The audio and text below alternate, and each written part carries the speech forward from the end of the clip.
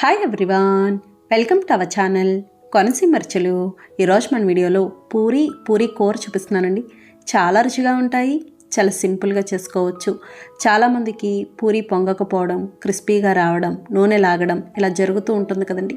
ఈ విధంగా చేసి చూడండి, ప్రతి పూరీ పొంగుతుంది, చాలా సాఫ్ట్గా బాగా వస్తాయి, నూనె కూడా లాగదు. ముందుగా పిండి కలుపుకుందాం. పూరీకి 2 కప్పుల గోధుమ పిండి తీసుకున్నాను. మనకి బయట పూరీ పిండి అని విడిగా దొరుకుతుందండి, కానీ అది అవసరం ఉండదు, అందులో మైదా కలుస్తుంది. మనం గోధుమ పిండితో చేసినా కూడా చాలా బాగా వస్తాయి. ఇందులో తగినంత ఉప్పు, కొద్దిగా పంచదార, 3 స్పూన్ల నూనె వేసుకోవాలి. పంచదార వేయడం వల్ల పూరీలు బాగా పొంగుతాయి.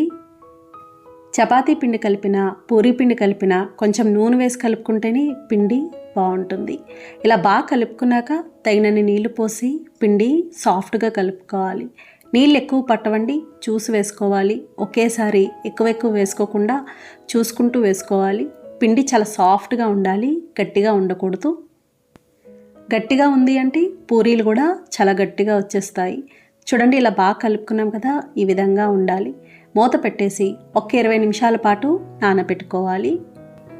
ఇది నానే లోపల కూర చూద్దాము. బంగాళదుంప ముక్కలు ఇలా కట్ చేసుకోవాలి. మీడియం సైజ్ బంగాళదుంప ఒకటి తీసుకున్నాను.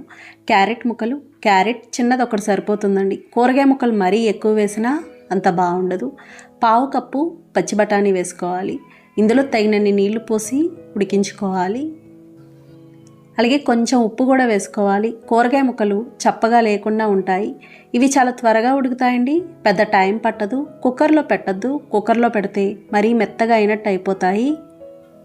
పూరీ కూర ఎక్కువగా ఉల్లిపాయ ముక్కలు మాత్రమే వేస్ట్ చేస్తారు, ఇంకేమీ వేయరు. కానీ ఇలా బంగాళదుంప, క్యారెట్, పచ్చి బఠానీ వేసింది కూడా చాలా బాగుంటుంది. చూడండి, ఇలా బాగా ఉడికినాయి కదా, ఇలా ఉడికితే సరిపోతుంది. ఇప్పుడు మళ్ళీ ఇంకొక ప్యాన్ పెట్టి నూనె వేసుకోవాలి. నూనె వేడయ్యాక 1 స్పూన్ శనగపప్పు, 1 స్పూన్ మినపప్పు, 1/2 స్పూన్ జీలకర్ర, 1/2 స్పూన్ ఆవాలు వేసి ఫ్రై చేసుకోవాలి. పోపంతా ఇలా బాగా వేగాక కొద్దిగా కరివేపాకు, పచ్చిమిర్చి ముక్కలు, పచ్చిమిర్చి 5 కాయలు. పూరీ కూర కొంచెం కారంగా ఉంటేనే బాగుంటుంది, ఎందుకంటే శనగపిండి వేస్తాం కాబట్టి. సన్నగా పొడుగ్గా కట్ చేసిన ఉల్లిపాయ ముక్కలు, మీడియం సైజు ఉల్లిపాయలు 3, కొద్దిగా పసుపు, తగినంత ఉప్పు వేసి కలుపుకోవాలి. ఉప్పు మనం కూరగాయ ముక్కల్లో కూడా వేసామండి, ఇక్కడ చూసి వేసుకోవాలి. చూడండి, ఉల్లిపాయ ఇలా బాగా మగ్గింది కదా, ఇలా మగ్గితే సరిపోతుంది. ఇలా మగ్గాక మనం ముందుగా ఉడికించుకున్న కూరగాయ ముక్కలు నీళ్లతో సహా వేసుకోవాలి. ఇప్పుడు మళ్ళీ తగినన్ని నీళ్లు పోసుకోవాలి. నీళ్లు కాస్త ఎక్కువే పడతాయి, ఎందుకంటే శనగపిండి వేస్తాం కాబట్టి మరీ చిక్కగా ఉన్నట్టుంటుంది. ఇలా ఇవన్నీ వేసి బాగా కలుపుకోవాలి. మీడియం ఫ్లేమ్లో 3 నిమిషాల పాటు ఉడికించుకోవాలి. ఇది ఉడికే లోపల శనగపిండి కలుపుకుందాం. 3 స్పూన్ల శనగపిండి తీసుకోవాలి. ఇందులో తగినన్ని నీళ్లు పోసి ఉండలు లేకుండా పల్చగా కలుపుకోవాలి. చిక్కగా ఉండకూడదండి. మనం తీసుకున్నది 3 స్పూన్లైన క్వాంటిటీ ఎక్కువే అవుతుంది. చూడండి, ఇలా బాగా కలుపుకున్నాం కదా, ఈ లోపల కూర కూడా బాగా ఉడికింది. మనకి ఇక్కడ బంగాళదుంప ముక్కలు, క్యారెట్ ముందే ఉడికించాం కదండి, ఇంకా పెద్ద టైం పట్టదు. 2-3 నిమిషాలు కూడా ఉల్లిపాయ ముక్కలు ఉడకడానికి. ఇవి ఇలా బాగా ఉడికాక మనం ముందుగా కలిపి ఉంచుకున్న శనగపిండి వేసుకోవాలి. శనగపిండి కూడా మొత్తం అంతా ఒకేసారి వేసుకోకూడదండి, సగం వేసుకొని అంతగా పల్చగా ఉంటే ఇంకొంచెం వేసుకోవచ్చు. అలాగే శనగపిండి వేసాక ఇది కాస్త చిక్కగా ఉంది కదండి, ఇంకొంచెం నీళ్లు పోస్తున్నాను. ఇలా చూసి నీళ్లు పోసుకోవచ్చు. ఇది 1 నిమిషం పాటు ఉడికించుకుంటే సరిపోతుంది, ఎక్కువసేపు కూడా అవసరం ఉండదు. చూడండి, ఇలా బాగా ఉడికింది కదా, ఈ విధంగా ఉండాలి. ఇప్పుడు స్టవ్ ఆఫ్ చేసుకోవాలి. ఇంతేనండి, పూరీ కూర తయారైంది. మనకి పిండి కూడా బాగా నానింది. మీకు టైం ఉంటే కనుక అరగంట అయినా నానబెట్టుకోవచ్చు. మళ్ళొకసారి కలుపుకోవాలి. ఇలా బాగా కలుపుకున్నాక పిండి ముద్దలన్నీ సమానంగా చేసుకోవాలి. ఇలా చిన్నగా ఉండాలి. పూరీ, చపాతీ, పుల్కా వీటి అన్నిటికీ కూడా పిండి సాఫ్ట్గా కలుపుకోవాలి. పిండి కలుపుకునే దాన్ని బట్టి ఉంటుంది. చూడండి, పిండి ముద్దలన్నీ ఇలా చేసుకున్నాం కదా, ఇప్పుడు పొడిపిండి అద్దుకొని చిన్న చిన్న పూరీల్లాగా ఒత్తుకోవాలి. ఇవి మరీ పల్చగా ఉండకూడదు, మరీ మందంగా ఉండకూడదు, సమానంగా ఉండాలి. బాగా పల్చగా ఉన్నా కూడా సరిగ్గా పొంగదు.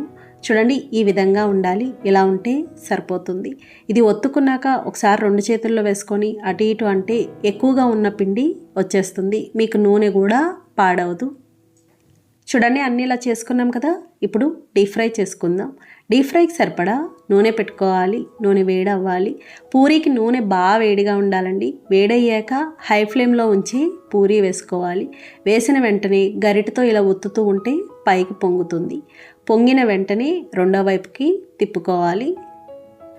నూనె నొరగ తగ్గింది అంటే రెండో వైపు కూడా వేగినట్టే. ఇప్పుడు ఇది ప్లేట్లోకి తీసుకోవాలి. ఇదే విధంగా అన్ని పూరీలు వేయించుకోవాలి. ఇలా గరిటతో ఒత్తుతూ ఉండాలండి. నూనె బాగా వేడిగా ఉండాలి. అంతగా నూనె మరీ ఎక్కువ వేడుంది అనుకుంటే అప్పుడు మీడియం ఫ్లేమ్లో పెట్టుకోవచ్చు. నూనె సరిగ్గా వేడవకపోయినా, పిండి గట్టిగా ఉన్నా, బాగా పల్చగా ఒత్తినా కూడా పూరీలు పొంగవు, గట్టిగా వచ్చేస్తాయి. అలాగే పూరీని కూడా ఎప్పుడు ఇలా లైట్గానే వేయించుకోవాలండి. ఎక్కువ ఎర్రగా వచ్చేంతవరకు వేయించుకోకూడదు. అలా వేగితే క్రిస్పీగా ఉన్నట్టుంటాయి, నూనె లాగుతాయి. ఇలా అయితే సాఫ్ట్గా ఉంటాయి. ఇంతేనండి, పూరీ కూర తయారైంది. చూడండి ఎంత చక్కగా ఉన్నాయో. చూసారు కదా ఫ్రెండ్స్, చాలా సులభంగా తయారు చేసుకున్నాం. నచ్చిందండి వీడియో మీకు? నచ్చితే లైక్ చేయండి, షేర్ చేయండి, కామెంట్ చేయండి. Thank you for watching.